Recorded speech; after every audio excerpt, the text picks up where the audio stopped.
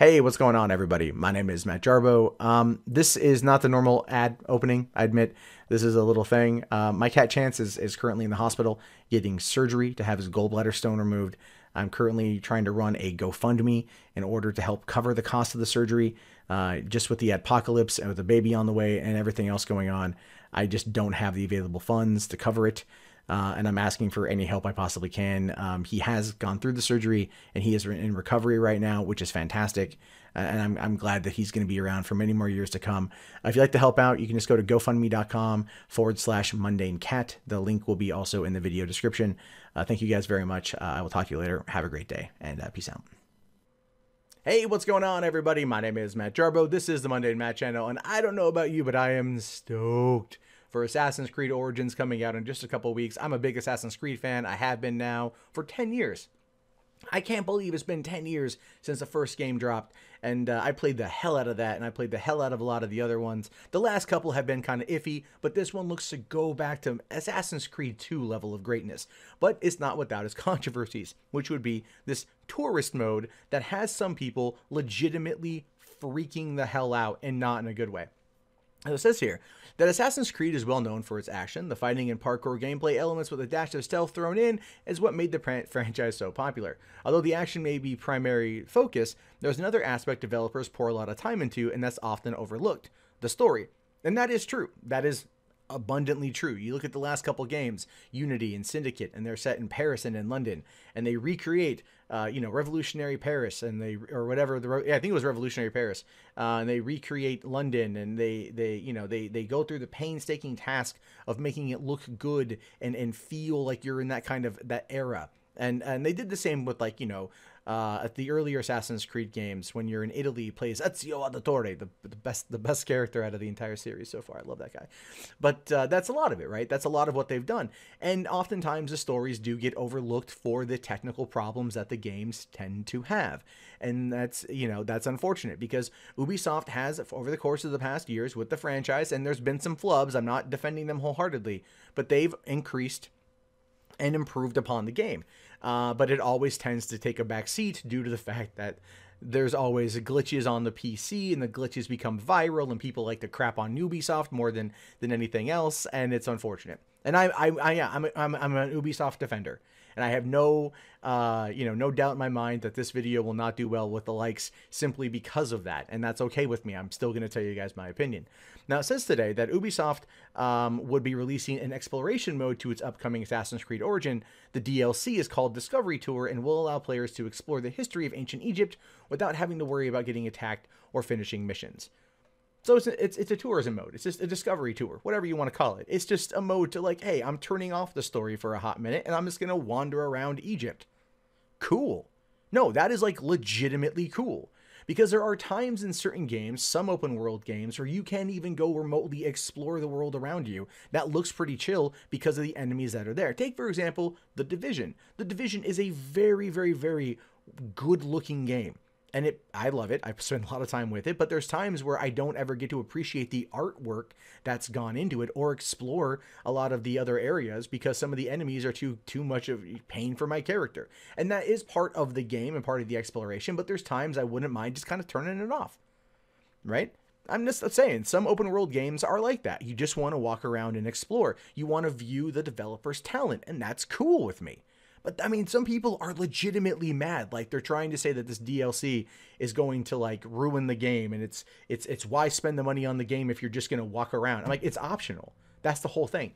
The Discovery Tour mode is quite literally optional.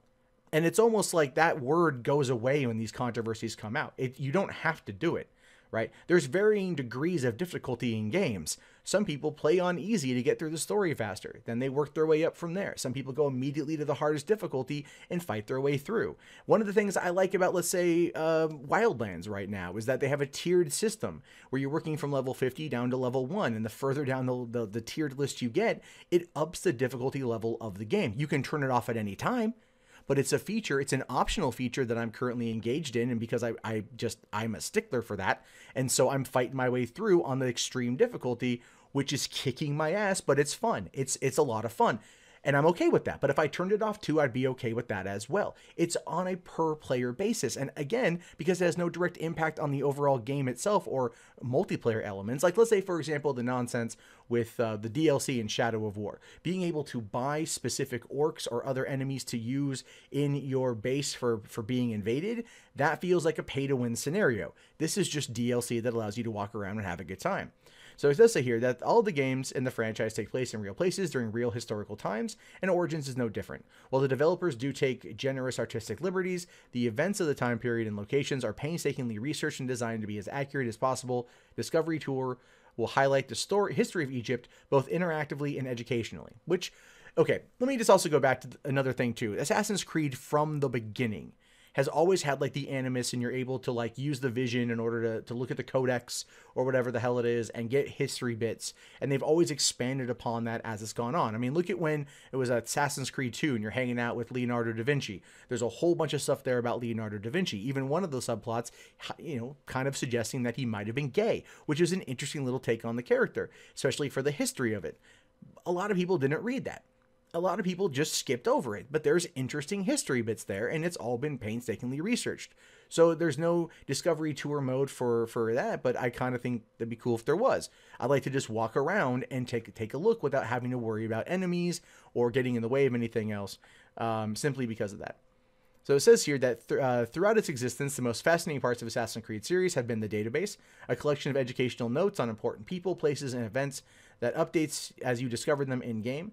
Assassin's Creed Origin is taking the concept several steps further with Discovery Tour, a new mode that lets players explore the game's massive recreation of Egypt and delve into its history firsthand. And again, I'm totally on board with that. I actually really like Egypt's history, so I'm excited to spend time just kind of meandering my way through when this DLC tour hits next year. Now, by the time the tour hits, I fully have expected to have beaten the game, so then it's just going to be, oh, cool, I can already pop it in, go in, and walk around, and have a good time. So it's for people who want to just walk around. Again, it's optional. I don't see the complaint there. And I know what the comments are going to say. I already know what the comments are going to say. But if it's optional and you don't have to do it and no one's forcing you to do it, does it really matter? If people want to spend money on this and that's all they want to spend money on, then you can chalk it up to a fool and their money are soon parted. But at the same time, how many games do you have that you've never beaten, that you've dropped $60 on and you've never beaten, and or whatever? How big is your Steam library of games you've never played? And you may sit there and go, I have no games that are like that. And I'm going to call BS on that, because one of the points of pride of some PC gamers and even console gamers is they like that you ask them, oh, what's your Steam library like? Oh man, I've got like 300 games I've never even played, you know, and it's one of those kind of running gags amongst gamers. Can't you sit there and look at them and just go, well, why'd you spend the money for stuff you're not going to play? Right? Same concept, different take on it though. Why would you spend money on an option to not even play through the game itself? It's kind of a dumb statement to make, in my opinion. Again, you don't have to do it, which is one of the reasons why I don't find the controversy on this to be as big as some people are making it out to be. Now, that being said, I do want to show you guys this.